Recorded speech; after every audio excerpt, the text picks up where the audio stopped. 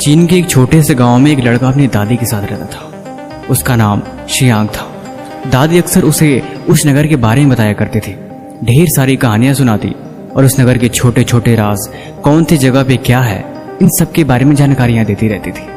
लेकिन शियांग को शुरू से बहुत शौक था पहाड़ों पे चढ़ने का, नई जगहों पे जाने का। लेकिन दादी उसे हमेशा रोकती कि अभी तुम्हारी उम्र छोटी है, अभी तुम्हारा कहीं भी जाना खतरे से खाली नहीं है, इसीलिए तुम अभी घर पे रहो। लेकिन शियांग अपनी दादी की एक भी नहीं मानता। एक दिन दोनों छत पे बैठे सितारों को देख रहे थे। तब तक शियांग ने एक पहाड़ी के ऊपर देखा और दादी से पूछा कि दादी उस पहाड़ी के ऊपर क्या है? हमारे गांव की सबसे चोटी वही है, मैं उस चोटी पे जाना चाहता हूँ, क्या मुझे तुम बताओगी उस चोटी पे क्या है? लेकिन दादी उसे उसके बारे में कुछ नहीं बताई। धीरे धीरे वक्त गुजरता गया, समय बीतता गया।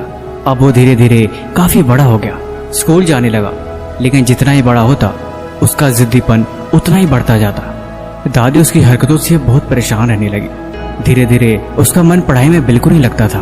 वो बस यही सोचता कि कैसे भी करके मुझे दुनिया घूमनी है, मुझे उस पहाड़ की चोटी पे पहुंचना है। अब तो वो एग्जाम में भी फेल होने लगा था। दादी ने उसे बहुत डांटा, लेकिन फिर भी वो नहीं माना। आखिर पूछने लगा कि तुम आखिर बताते क्यों नहीं हो कि उस पहाड़ की चोटी पे ऐसा क्या है? क्योंकि वो गांव की सबसे ऊंची चोटी है और मैं वहां पे जाना चाहता हूँ कि वहां पे जाने के बाद गांव कैसा दिखता है। दादी को गुस्सा आया और उन्होंने गुस्से में जवाब दिया, तू पढ़ता है नहीं और तुझे पहाड़ पे चढ़ना है। तुमने आवारा दोस्त बना लिए हैं, दिन भर बस तुम समय को बर्बाद करते हो और तुम पढ़ते भी नहीं हो। ऐसे रहे तो भला कैसे काम चलेगा? तुम अपनी जिंदगी को बर्बाद कर रहे हो। उससे बोला, दादी प्लीज एक बार तुम मुझे बता दो ना कि उस पहाड़ की चोटी पे ऐसा क्या है जिसके बारे में तुम बताती नहीं हो।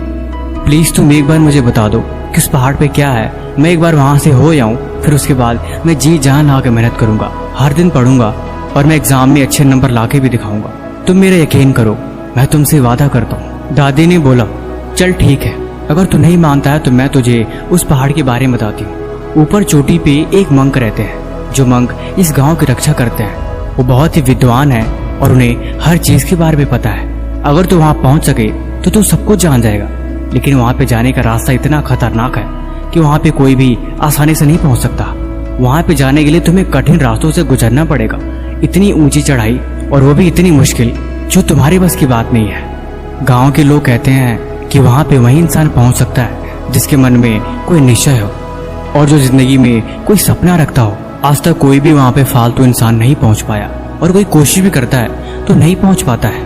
उसने बोला, बस इतनी सी बात है, अब तुम मेरी पे छोड़ दो, मैं तुम्हें वहां पहुंच के दिखाऊंगा और तुम्हें ये भी बताऊंगा कि वहां पे रहने वाले मंक कैसे दिखते हैं। अगले दिन वो वहां पे जाने की तैयारी करने लगा।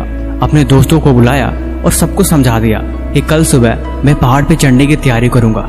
लेकिन उसे वहां का रास्ता नहीं पता था। उसे नहीं मालूम कि पहाड़ के किस छोर से वहां की चढ़ाई शुरू करते थे। उसका एक दोस्त था जिसके पास कंपास था, जिसकी मदद से वो यात्रा की जानकारी लेके वहां पे जा सकता था। उसके एक दोस्त ने बोला, भाई ठीक है, मैं तेरे लिए कल खाना लेके आऊंगा, ये तेरे लिए कंपास लेके आएगा। उसका एक और दोस्त था जिसके पास एक बैलगाड़ी थी। उसने बोला, ठीक है, मैं तुझे थोड़ी दूर तक उस बैलगाड़ी पर तुझे छोड़ दूंगा, जिसकी मदद से तू थोड़ी दूर तो कम से कम आसानी से जा सकेगा। वो लड़का बेसब्री से अगले दिन का इंतजार करने लगा। अगले दिन जब सुबह हुई, उसने अपने बैग में ढेर सारी चीजें भर लिया ताकि उसे रास्ते में कोई दिक्कत ना हो और चढ़ने की पूरी तैयारी उसने शुरू कर दी। धीरे धीरे 1 घंटा बीत गया, लेकिन उसका कोई भी दोस्त नहीं आया जिसने बोला था कि वो बैलगाड़ी से उसे थोड़ी दूर तक छोड़ देगा। उसका भी कोई अता पता नहीं था। उसने पैदल ही यात्रा शुरू कर दी। उसके दूसरे दोस्त जो खाना लेके आने वाला था, उसका भी कोई अता पता नहीं रहा। अब उसे और चिंता होने लगी कि मैं खाऊंगा क्या और पहुंचूंगा कैसे, और बिना खाए मैं जाऊंगा कैसे।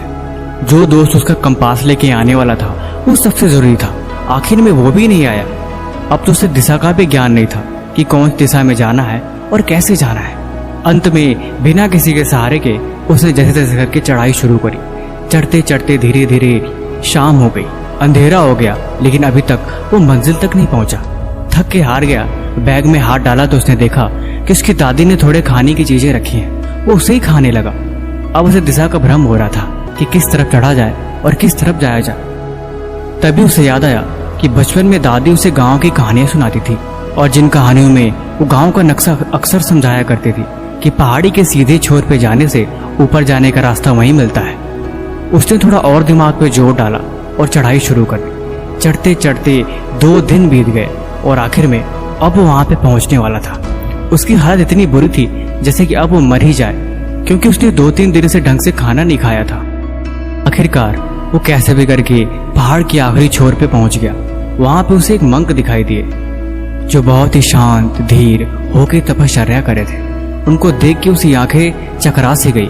उन्हें बैठकर देखता ही रह गया कि उनकी आंखें खुले, वो उससे बात कर पाए।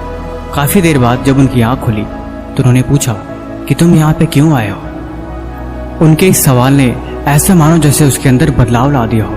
वो बिल्कुल स्तब्ध रह गया। उसके पास बोलने का कोई वाक्य नहीं था, कोई भी चंचलता नहीं थी। मन इतना स्थिर था कि वो बस इतना ही कह सका कि मैं यहाँ पे आपके पास सफलता का राज जानने आया हूँ। मैं जानना चाहता हूँ कि आखिर जिंदगी में कामयाब होने के लिए क्या जरूरी है। उस मंक ने जवाब दिया, एक मंजिल जिसके लिए जिद हो। मैं यहाँ से देख रहा हूँ कि तुम जब चले थे तुम्हारे साथ कई दोस्त भी थे जिनके भरोसे तुमने यात्रा शुरू करने की सोची, लेकिन अंत में किसी ने तुम्हारा साथ नहीं दिया।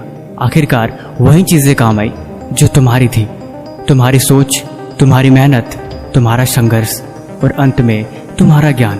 तुम्हें दिशा का ज्ञान था क्योंकि दादी ने तुम्हें दिशाओं की कहानी सुनाई थी। उसी कहानियों के सबक से तुम्हें यहाँ के रास्ते पते थे, जिसकी मदद से तुम इस पहाड़ की चोटी पर पहुंच सके। दूसरा, तुम्हें यकीन था कि वो दोस्त तुम्हारी मदद करेंगे, आधे दूर तक भी छोड़ देंगे तो तुम्हारा काम बन जाएगा, लेकिन ऐसा कुछ नहीं हुआ।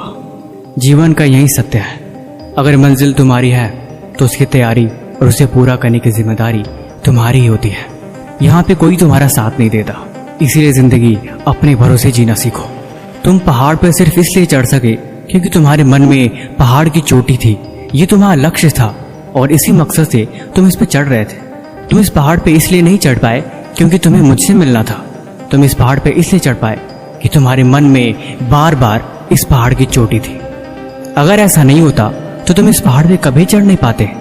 इसलिए जीवन में एक मकसद का होना जरूरी है। मकसद के बिना यहाँ किसी भी जीवन का कोई अर्थ नहीं। तुम जीवन में क्या सीख सकते हो, क्या जान सकते हो, क्या समझ सकते हो, वही तुम्हारा अपना है। इसीलिए हमेशा खुद को काबिल बनाओ, खुद पे इन्वेस्ट करो। जो भी सीख लोगे वो तुम्हारा है, जो भी जान जाओगे वो तुम्हारा है, और तुमने जो कुछ भी सीखा है, तुम्हारे दिमाग में जो कुछ भी भरा है वही तुम्हारा है और तुम वही काम कर पाओगे। इसलिए यह उम्र सीखने की है। मैं देख रहा हूँ कि तुम आगे चल के एक बहुत बड़े पर्वतारोही बनोगे। तुम बहुत बड़े पहाड़ की चोटियों पर पहुंचोगे और इसके पीछे सिर्फ एक ही मकसद होगा, तुम्हारी आगे बढ़ने की चाह, पहाड़ों पर चढ़ने की उम्मीद। यही चीज तुम्हें आगे बढ़ाएगी। इसीलिए कहते हैं दुनिया को छोड़ो, खुद पे ध्यान दो, खुद को काबिल बनाओ, खुद की कमियों को दूर करो, खुद को हर वक्त व्यस्त रखो, मन को हमेशा कुछ सीखने में लगाओ। हर दिन कोई नई चीजें जानो और हर दिन कुछ नया सीखने की कोशिश करो, क्योंकि यही आदत आपकी जिंदगी बदल के रख देगी, जिसकी मदद से आप कामयाब बन पाओगे।